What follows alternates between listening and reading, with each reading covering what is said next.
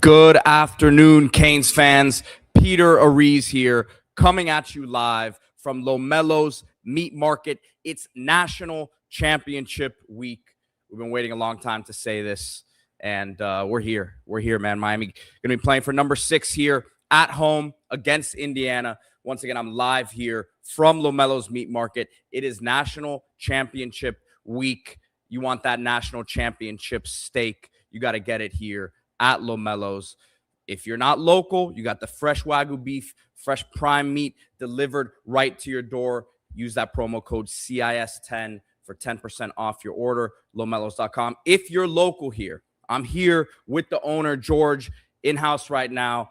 He says they are cutting fresh meat every day in anticipation for this championship. A lot of orders already coming in, so come by the store, grab your stuff for Monday night. Look, we all obviously hope to be there. If you're lucky enough to be there in the stadium, congratulations. If not, we're going to be watching at home. You want the best stuff you can get. Lomelo's Meat Market. So come by, check it out. You got every type of cut of meat that you want here, and I'm going to bring it up right here. Go to our Instagram page or the Lomelo's Meat Market page on Instagram as I pull this post up here. But we're doing a big giveaway. Not only are you going to have the opportunity here to get a lot of the best meat available, as you see the owner George right there in the video, but I have this backpack right here, player issued team backpack. So go on Lomelo's Meat Market Instagram page, the Canes Insight Instagram page, enter here, follow the directions here to get in there, get a chance to win. And yeah, man, the winner will be announced later this week, Saturday, the 17th at 6 p.m. So go check that out. All right, guys, without much further ado, we got to talk quarterback, right? I mean, it's such a weird week, and D-Money and I have been talking about it. You know, in the last few days, it's weird. We're playing for a national championship, but at the same time, you're trying to figure out who your quarterback is going to be next year. And some interesting stuff coming out here. And I really titled this a certain way. Will Miami pursue Husan Longstreet? Because there was an interesting article that came out nationally here from Brad Crawford of 247. Shout out to Robbie P. Says, haven't lost a game where I grilled Lomelo's. Listen, it's the lucky charm. And I've been telling you guys, this is what Mario feeds the 5-star recruits when they're on campus. This is what Mario is feeding the staff. This is what Mario eats, on his own. This is the best of the best. Lomelo's Meat Market, and I agree, Robbie. I think it's really a good luck charm.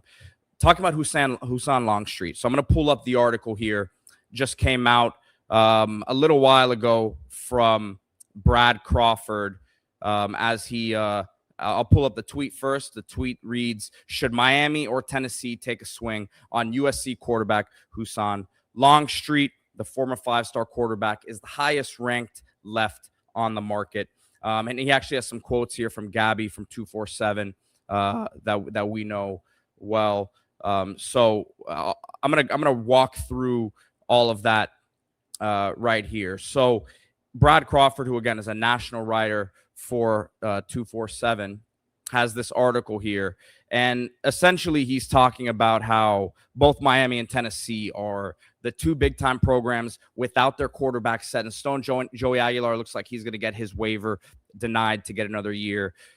Josh Heupel, someone who has done well with quarterbacks in that offense. They wanted to make a run at Ty Simpson here as well, as obviously that looks like that's done. He's entered the draft and came out here with these quotes that D-Money and I talked about this morning. Just kind of unnecessary, in my opinion, for him to come out there and say all that. But I guess time will tell if he made the right decision or not. So bringing up the story from Brad Crawford, he says dominoes are falling in the transfer portal quarterback market this week, with several high-profile players coming off the board. Miami and Tennessee are the two premier programs still in need of a quarterback. And he goes on to mention that a lot of these quarterbacks have made their decisions, but Husan Longstreet remains out there, and he poses the question: should Miami be pushing for Longstreet? And Longstreet has already visited LSU, but right off the bat here, the interesting thing he says is there's some belief within the industry that Miami could target Longstreet. And just so you guys know, this is not a name yet that I don't think D Money or I have heard Miami has really made significant push towards at this point. It could become that. But this is a question posed here by Crawford, who again is a national writer, and there's a belief that he could still go to LSU and play behind Sam Levitt, even though they also brought in the quarterback from Elon over there. But talking about Miami here, this is the interesting part of the article that I found, right? There's a belief here, it looks like, that Miami might still have to convince Emory Williams to return, as it says here in the article, as I'm highlighting here. This part of the story says, if Miami fails to land a quarterback this week, Mario Cristobal's program will enter spring practice in a few months with Luke Nickel, Judd Anderson, and Darion Coleman for the starting job, unless the Hurricanes convince backup Emory Williams to return. So we're all assuming here that Emory is the guy who's coming in and he's going to stay for sure, even if we don't get a guy. This is a national reporter, and it sounds like, as what we see here, is Gabby Urrutia has a quote after this part of the story. It seems like Miami might still have some work to do to get Emory to return. So you would be left with a Luke Nickel, Judd Anderson, Darion Coleman scenario. That's where it would be interesting to me. If that's what it's going to look like, might as well bring in Longstreet as that 5-star that a lot of people have always said, hey, why doesn't Miami recruit these 5-stars? Now you get a guy who's a year removed, got a little bit of game action, didn't really get to throw the ball too much. But here's the quote from Gabby. He says, it's really important, and it seems like they're, Miami, working all avenues to try to find a guy, which obviously we've said. It doesn't sound to me like Longstreet has yet become a real option, which is what I just said and what D Money and I have said. Not to say it's completely out of the question, but Miami does not seem to have gone that route yet. And as it says here again, he's going to have 4 years of eligibility. So in that respect, it's an interesting option. But at the end of the day, that would not be the same method that Miami's gone the last couple of years with experienced quarterbacks, guys who have been around the block, guys who were right there as NFL prospects. Longstreet, big-time talent. A lot of his stuff from last year was him running the football and mop-up duty. Georgia Southern was one game. I forget the other. I was watching his clips a little while ago. But you can't really base anything off of that. Big-time arm talent. To me, probably just a little bit of a bigger version of Darion Coleman, who's coming in. So, again, if you want to just add another talent to the room and let him compete and that's the route you're going, then I'm with it. But I still don't think Miami at this point is looking at going that route. Commando Breezy asking, does Dante Moore pique your interest, Pete? Yeah, I would take Dante Moore in a second. Now, it's an interesting scenario that you just brought up here that I haven't really thought about. Looks like he's headed towards the NFL, but they brought in Dylan Raiola over there. The talk is if Moore does decide to stay, that Raiola would still sit behind him.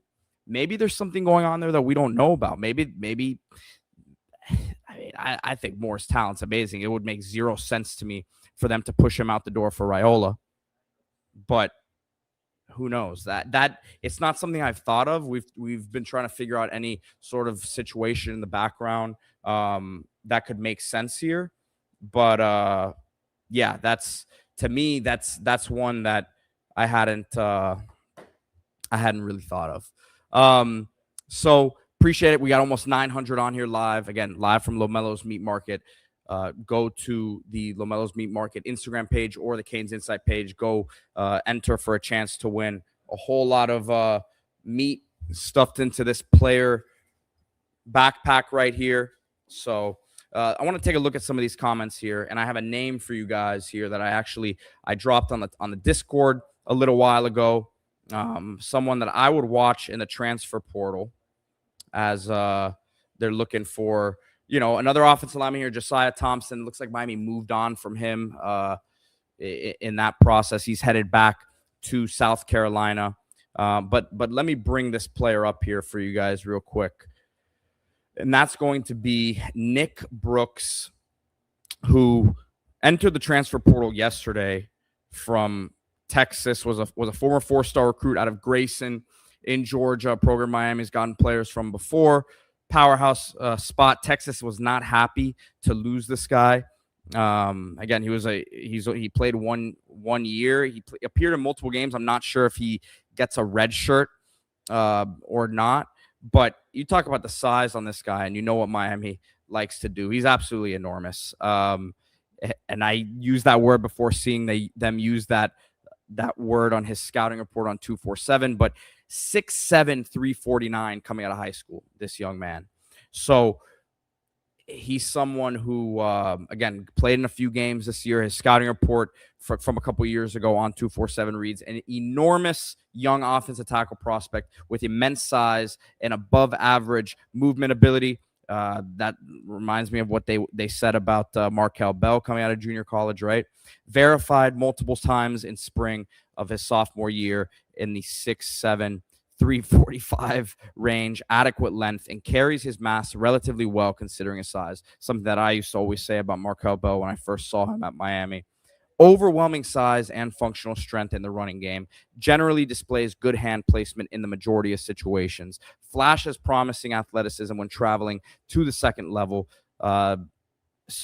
Limited throws, reps as a freshman, but he is a multi-sport athlete. So, I mean, look, this is a guy he's going to be a taller player, but we've seen what Miami's done with Markel Bell, and the development of offensive linemen is great. So I think this is a really intriguing name.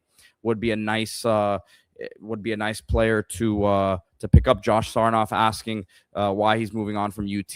Schools don't let good prospects at that size walk out the door easily. I agree. Something to look out there, but it doesn't sound like Texas was too happy he left. Like, Texas was a believer in him. I guess you could ask the same question about Dante Simpson at Miami. Sometimes these things don't really make sense.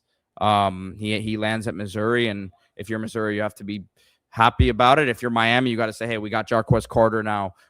We feel like we upgraded, but sometimes these situations don't always make sense. But for sure, something they'll monitor, I would say. Brian Lawrence says Seton more than Brooks. They're getting Seton. I don't know that they're getting Seton, man. I don't know that they're getting Seton. That's that'd be a tough pool at this point. I'm not counting anything out because we understand this staff when it comes to the portal.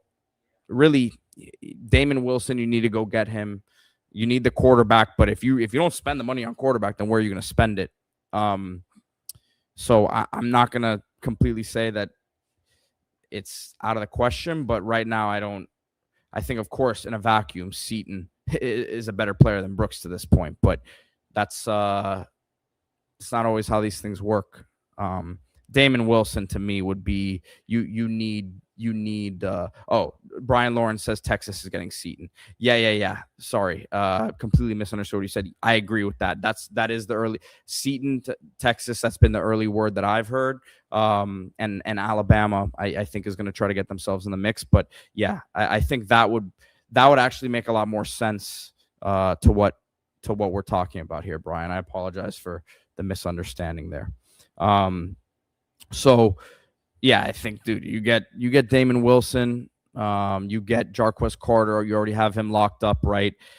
That probably locks up the defensive line class for you, considering what you have coming in already and what you have coming back in terms of like a Hayden Lowe, who didn't play much this year, didn't play at all because of the injury. Marquise Lightfoot with his pass rush ability, but probably still has more room to grow in different aspects of his game. We're excited about him.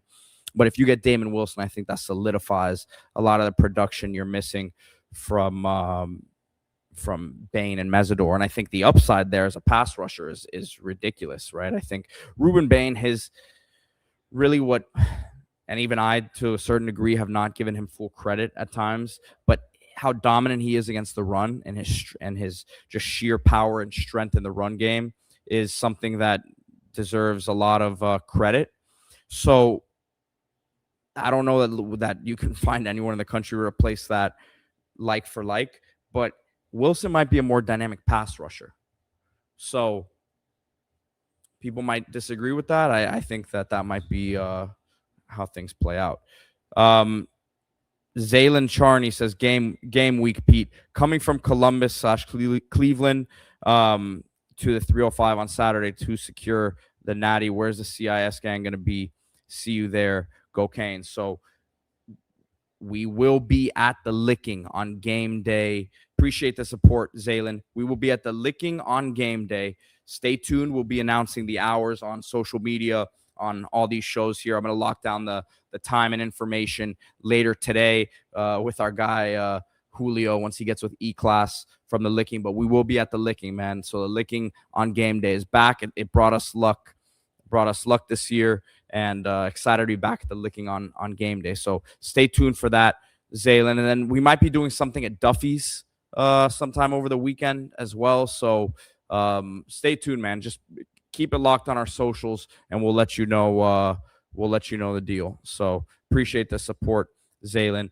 Primetime Rambo says, I hope Ryan is the answer, but if not, why have we yet been able to develop an in-house center?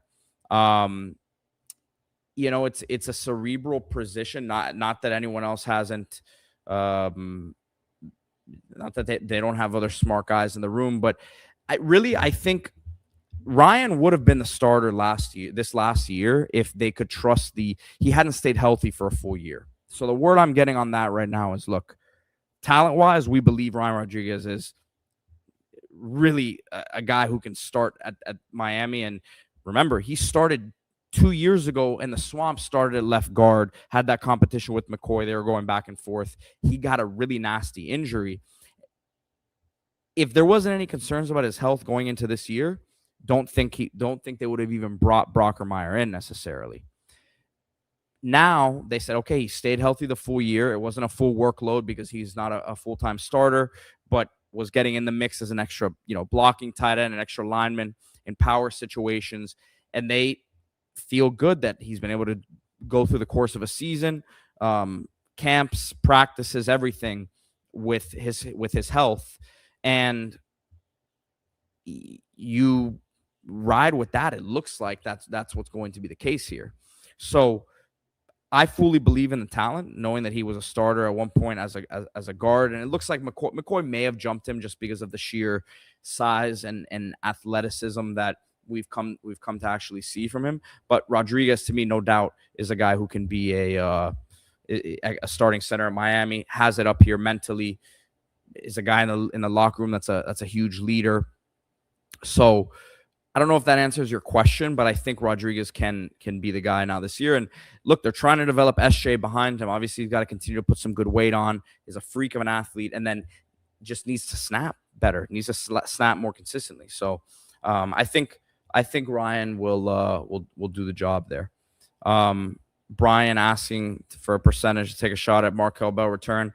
I wouldn't say it's looking very good right now. It's tough for me to give a percentage, but the way that Miami's been now recruiting the portal at offensive line, which they weren't previously, in that mindset, and now they are, shows me that they're operating as if he's gone.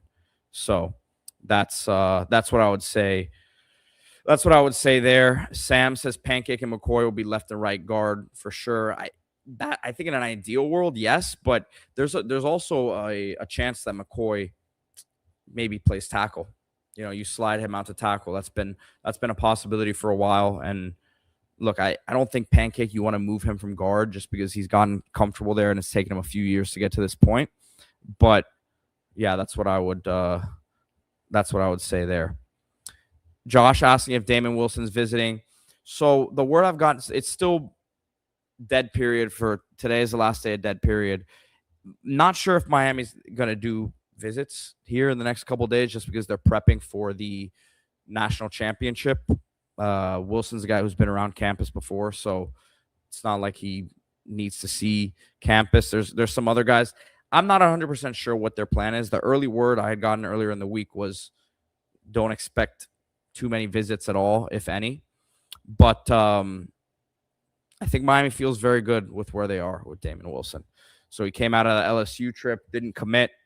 Looks like it might be Miami-Texas Tech battle, but I would look for Miami to try to get that done before he even gets on campus at Texas Tech. That would be my guess. If you see him go to Texas Tech, then we might have an issue there. That's what I would say. So let me get to a few more of these comments. Remember to hit that like button, subscribe to the channel. We have almost 1,600 on here live, and at 1:45, we are going to have our normal Mike Ryan Wednesday show.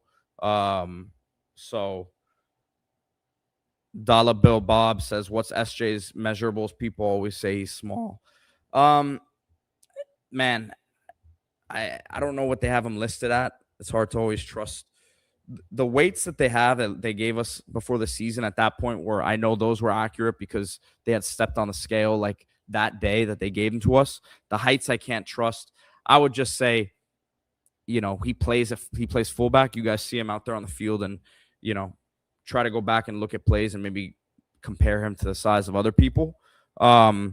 It's really, I wouldn't even say it's the size is something that's going to be a factor, but it's more so his snapping ability. He never played center in high school. He was a guard. So it's more about his snapping getting right than his size. Both are important, but the snapping to me is more of a focus for him. So Eddie Martinez asking, he said, sorry if you already covered this, but any chance of Jordan Seaton? That's not likely at this point. That doesn't seem to be a focus of Miami's at this juncture, but I'm not going to count it out. So, guys, before I wrap things up, because we got can't announce the interview just yet, but D and I have something after this now that we'll be recording in a second, and then that should go out later today. But wanted to remind everybody here at Lomelo's right now, if you're in South Florida, Lomelo's Meat Market, you got the storefront here, 9810 South Dixie Highway, off US 1, right past Dayland, about 10 minutes from campus. So just giving you guys an idea of where the store is located here if you're in South Florida. If you're not, you got nationwide shipping, lomelos.com, promo code CIS10 for 10% off your order. And again, go check out the Instagram page, the Canes Inside Instagram page or the Lomelos page. It's on both of the pages. Enter for a chance to win a whole lot of meat stuffed inside of this player issued backpack. This is sweet, man. This is you got the phone case off of here. You got the Sebastian on the side. So check it out. We got the winner going to be announced on Saturday afternoon. So get in there before. I know we've got a lot of got hundreds of entrants already, but you want to get your name in there. Get a chance to win, man. Shout out to Lomelo's Meat Market. Shout out to the law offices of Anajar and Levine Accident Attorneys, as always, for their support. Appreciate everyone for hopping on with me today. And we got business to attend to Monday. So appreciate everyone for watching this. I'll see you guys in about an hour and a half. Go Canes.